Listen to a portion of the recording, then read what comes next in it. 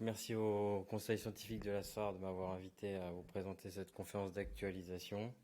Donc en effet, je vais vous parler d'oxygène, même chez des gens qui respirent pas, paradoxalement. Les conflits d'intérêts, donc j'en ai, puisque on a eu quelques grandes de Fischer et Paykel pour financer des compléments d'études qu'on avait menées dans le service. Le périmètre de la présentation, c'est oxygénation apnéique, mais je vais être obligé de vous parler de préoxygénation, de ventilation manuelle pendant l'apnée, ce qui est aussi une façon en fait d'oxygéner pendant l'apnée, au bloc opératoire et aux soins critiques. Je ne parlerai pas de pédiatrie ni de procédures sans intubation. Et je ne parlerai pas des études physiologiques préliminaires qui sont nombreuses, parce qu'elles utilisaient notamment l'oxygène à bas débit. Donc juste pour vous remettre en tête la petite notion clé de l'oxygénation d'apnée, globalement vous pouvez vous oxygéner à partir de votre capacité résiduelle fonctionnelle. Il y a une diffusion alvéolo-capillaire d'oxygène à partir de votre CRF lorsque vous êtes en apnée. Et donc cette CRF, elle constitue votre réserve d'oxygène pendant votre apnée. Et à titre indicatif, si vous avez une CRF de 2500 millilitres, qu'on vous préoxygène en 100% avec une dénitrogénation parfaite, ce qui est pas souvent le cas, mais avec une FeO2 expirée à 100%, ça veut dire qu'en fait vous avez pour une VO2, donc une consommation en millilitres minute d'oxygène à 250 ml par minute, vous avez une réserve en oxygène théorique de 10 minutes sans désaturer. Donc ça c'est un paramètre important. L'objectif de l'oxygénation d'apnée, finalement, vous avez compris, ça va être de compenser votre VO2 pendant l'apnée pour éviter que vous épuisiez votre CRF. Les prérequis, c'est de pouvoir générer un débit qui va aller de vos fosses nasales ou de votre bouche jusqu'à votre arbre trachéal et de vos poumons. Donc ça veut dire qu'il faut que tout ça se soit perméable. Et il y a différents dispositifs qui existent, on y reviendra. Les recommandations actuelles, vous allez voir, c'est pas clair encore. Celle de 2015 sur les intubations difficiles non anticipées disent qu'il faut utiliser de l'oxygénothérapie à haut débit chez les patients à haut risque. Donc bon, c'est non anticipé, mais c'est à haut risque, donc c'est compliqué de se positionner. Et pour les soins critiques, c'est des recos de 2018 qui sont très en lien avec une étude qu'on va voir un peu plus tard, qui dit que l'oxygénation à haut débit, donc HFNC, c'est du haut débit nasal, prolonge l'apnée et réduit les désaturations. Mais actuellement, on n'a pas d'éléments pour dire que il y a pas de, enfin que c'est pas maléfique et qu'il y a une amélioration du devenir. Voilà.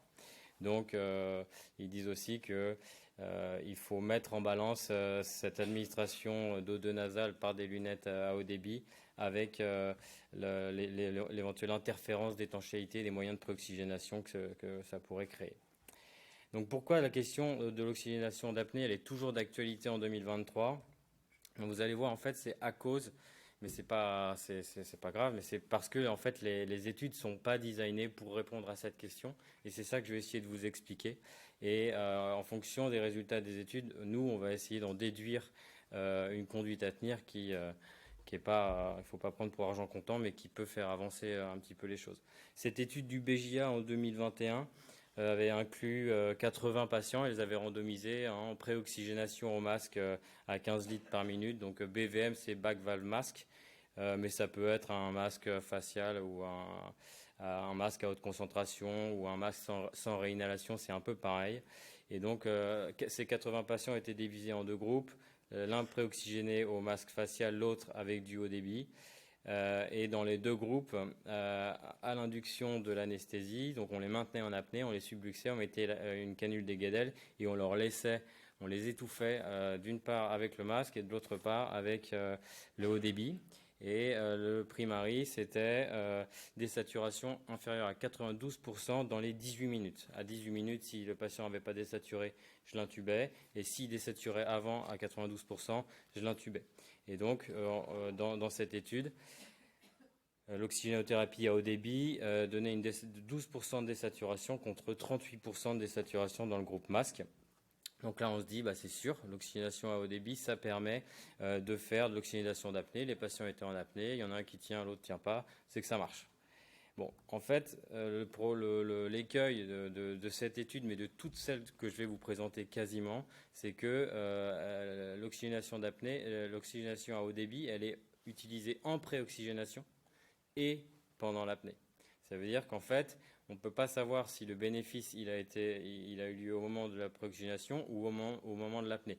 D'ailleurs, quand on regarde les chiffres de PaO2 de ces patients, puisqu'ils avaient une pression artérielle invasive, ce qu'on remarque, c'est que dès la préoxygénation, ils sont plus comparables. Et d'ailleurs, les auteurs le disent bien, en fait, le pattern de décroissance de la PO2 dans les deux groupes est le même. Ça veut dire que probablement que le bénéfice il a eu lieu dès la préoxygénation et que finalement, après, ils ont désaturé à la même vitesse, mais ils ne partaient pas du même point. L'autre écueil, c'est qu'est-ce que je fais de cette étude ? Je peux maintenir mon patient 18 minutes en apnée. Il n'y a pas beaucoup d'indications, notamment parce que cette deuxième étude montre bien qu'en fait, dès que vous faites ouvrir la bouche au patient, donc là ils ont randomisé 28 patients, bouche ouverte, bouche fermée, c'est la seule étude quasiment qui a mis un cathéter de pression intratrachéal, contrairement aux études de Park qui avaient fait les premiers essais là-dessus. Et le cathéter intratrachéal, qu'est-ce qu'il dit ? Il va bouche ouverte à des débits croissants de haut débit. On a une pression positive, alors il y en a qui appellent ça PEP, mais voilà, il y a une pression dans les bronches, dans la trachée, dans le pharynx qui monte de 0 à 6 cm d'eau. Mais dès que vous faites ouvrir la bouche du patient, donc ça c'est la ligne noire, en fait il n'y a absolument aucune pression. Et donc en anesthésie, c'est plus facile d'intuber bouche ouverte. Et en tout cas c'est comme ça que je fais. Et donc là l'oxygénation d'apnée, on peut se demander qu'est-ce qu'elle va devenir. Est-ce que réellement il y aura quelque chose ? Donc encore une fois, c'est pas parce qu'il n'y a pas de pression qu'il n'y a pas quand même un filet d'oxygène qui passe dans les voies aériennes supérieures puis inférieures, mais en tout cas ça pose question et c'est probablement pour ça qu'aujourd'hui la question reste entière. Donc quel niveau de preuve on a ? Alors là je vais vous faire une présentation peut-être un peu rébarbative, mais c'est pour qu'on puisse parler de la même chose tout le temps. Je vais vous présenter les principales études qui s'intéressent au sujet, toutes de la même façon, en vous donnant le statut du patient, la méthode de préoxygénation et ce qui a été fait pendant l'apnée. Donc l'apnée, d'abord on est en apnée, parfois on attend que les médicaments agissent, donc là on est avant l'intubation, c'est l'encadré vert, et puis après on intube, donc on est pendant l'intubation. Et donc on va voir ce que les différentes études sur le sujet ont proposé comme design et qu'est-ce qu'on peut en déduire. Donc l'étude Préoxyflow publiée dans ICM en 2015, c'était des patients critiques. Alors P sur F inférieur à 300 pour les critères d'inclusion, mais en réalité ils avaient tous un P sur F inférieur à 200 avec une moyenne à 190. Et donc les patients étaient randomisés en préoxygénation masque à haute concentration versus préoxygénation à l'Optiflow. Je dis Optiflow, c'est pas commercial, mais c'est pour faire plus simple. Et pendant la période d'apnée, donc l'Optiflow était maintenu dans un groupe et dans l'autre groupe, il n'y avait rien. Et pendant l'intubation, l'Optiflow était maintenu et dans le groupe, il n'y avait rien. Donc l'étude est négative. Il n'y a pas eu de différence concernant la saturation la plus basse pendant l'intubation. Mais ce qu'on remarque et ce que je vais vous dire pour chaque étude, c'est que finalement cette étude, elle s'est intéressée à l'Optiflow, mais dans la phase de préoxygénation et dans la phase d'oxygénation d'apnée. Donc de toute façon, elle ne va pas pouvoir permettre de répondre est-ce qu'il faut faire de l'oxygénation d'apnée. De toute façon, elle est négative, donc c'est compliqué de conclure. Ce qu'on peut dire, c'est que est-ce qu'on peut commencer à déduire pour notre pratique, c'est que, en tout cas chez des patients qui sont sévères, qui ont un P sur F inférieur à 300, plutôt 200 là, dans cette étude-là, l'Optiflow ne va pas permettre de restaurer une CRF, c'est-à-dire que en tout cas ne fait pas mieux qu'un masque simple.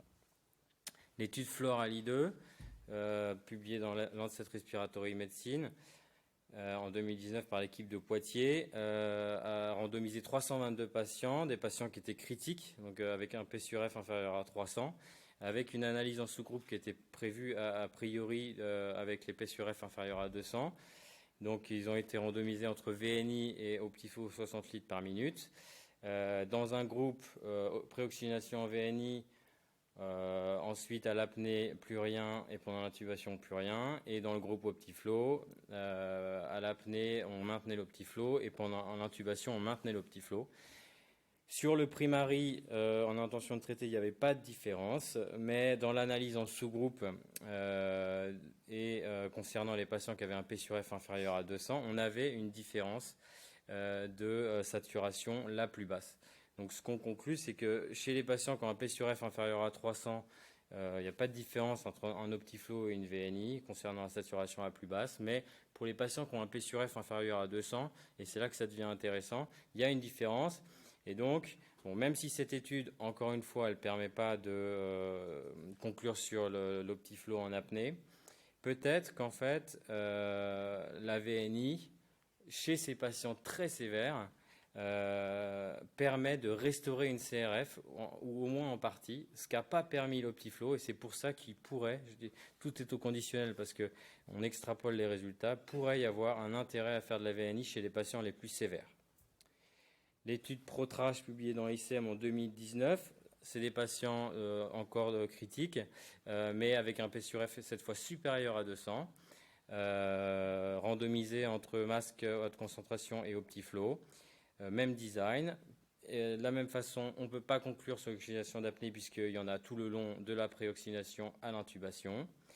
Il n'y a pas de différence entre les deux groupes, même s'il y a des petites différences concernant les complications, mais ça, on ne peut rien en dire. Ce qu'on peut dire, c'est que ces patients qui avaient une CRF qui n'est pas très altérée finalement, parce qu'il y a un P sur F supérieur à 200, le masque à haute concentration fait pareil que l'Optiflow. Ça veut dire qu'en fait, peut-être que comme la CRF est en partie conservée, eh ben, le masque permet de saturer cette CRF et ça nous permet d'intuber avant que le patient désature. L'étude Optinif de l'équipe de Samir Jaber publiée dans ICM en 2016.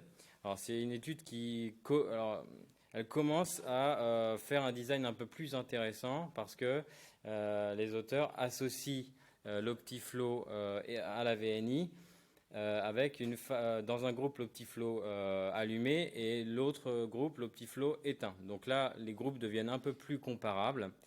Et dans cette étude, bon, d'effectifs réduits certes, hein, mais on avait une amélioration de la saturation la plus basse dans le groupe. Je préoxygène avec une VNI et un Optiflow allumé. L'Optiflow est maintenu avant l'intubation et pendant l'intubation par rapport à VNI seul. Ce qu'on peut faire comme remarque, c'est qu'il aurait fallu un troisième groupe de VNI seul, parce que on sait très bien que l'étanchéité n'est pas parfaite quand on a un Optiflow sous la VNI, et peut-être que la VNI seule, sans rien, aurait fait mieux. Donc, difficile de conclure, mais ce qu'on peut dire, c'est que comme dans l'étude de Poitiers, probablement que la VNI a permis de restaurer une certaine CRF, et comme on le verra après, dès que la CRF est restaurée, la possibilité d'oxygénation existe, et donc c'est peut-être de là que vient le résultat positif de cette étude, à prendre avec précaution, avec l'effectif faible et le caractère monocentrique. L'étude pré-Optipop, donc c'était de la préoxygénation de l'obèse, c'était de la chirurgie réglée chez des BMI supérieurs à 35, VNI versus Optiflow. Dans le groupe VNI, on arrêtait la VNI dès que le patient était en apnée et on l'intubait en séquence rapide après. Et dans le groupe Optiflow, l'Optiflow était maintenu pendant toute la procédure. Là, le critère de jugement, c'était un critère de jugement un petit peu nouveau.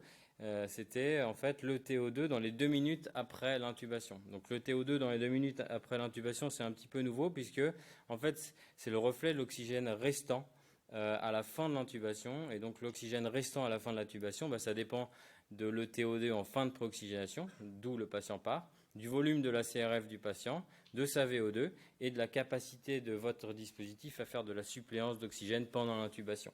Et donc, ce qu'on remarque, c'est que dans le groupe VNI, eh ben, il y avait une très forte augmentation de l'ETO2 post-intubation par rapport au groupe Optiflow. Et donc, forcément, il y avait aussi moins de désaturation. Et donc, cette étude, comme l'étude de Samir Jaber, suggère que chez ces patients avec un BMI 35, et donc, je ne vous l'ai pas dit, mais vous le saviez, avec un BMI, avec une CRF altérée, de toute façon, faire du haut débit avant ou pendant, ça sert peut-être pas à grand-chose. Ce qu'il faut, c'est lui restaurer sa CRF, et puis après, on voit. Mais, et donc, la seule façon de restaurer la CRF, ce sera de lui faire de la VNI. Donc voilà, c'est en faveur de la VNI lors de la préoxygénation. L'étude Préoptidam publiée en 2023, c'était 190 patients de chirurgie programmée avec une intubation prévue difficile, donc randomisé entre masque facial simple et le masque du respirateur finalement, et l'Optiflow avec une stratification entre de la randomisation entre intubation au laryngoscope, plutôt du vidéolaryngoscope, ou intubation fibroscopique en ventilation spontanée. Dans les deux groupes, l'Optiflow, dans les deux strates, l'Optiflow était maintenu tout le long de l'intubation. Dans le groupe laryngo, le masque était retiré à l'apnée, et dans le groupe intubation fibro, le masque, c'était un masque fibroxy, était maintenu tout le long de l'intubation en VS au fibroscope. En ITT, il y avait 8% de désaturation dans le groupe standard et 2% dans le groupe Optiflow, donc la différence était non significative. En revanche, en pair protocole, on avait une différence qui devenait significative, avec dans les secondaries une satisfaction excellente pour 59% des patients dans le groupe standard et 80% des patients dans le groupe Optiflow. Donc là, la conclusion est plus délicate à donner, mais en cas d'intubation prévue difficile, la préoxygénation et l'oxygénation d'apnée par oxygénothérapie nasale à haut débit pourrait être supérieure au masque facial, et notamment dans la strate de la fibroscopie, mais voilà, c'est à prendre avec précaution. La limite aussi de cette étude et des conclusions que je vous donne, c'est que dans le groupe et dans la strate fibro-intubation, en fait, c'est pas strictement de l'oxygénation d'apnée, puisque le malade respire. C'est quasiment fini. Cette étude qui a vraiment fait date dans le New England en 2019, eux, ils se sont intéressés à l'oxygénation d'apnée, mais dans sa version pré-intubation et pas per-intubation.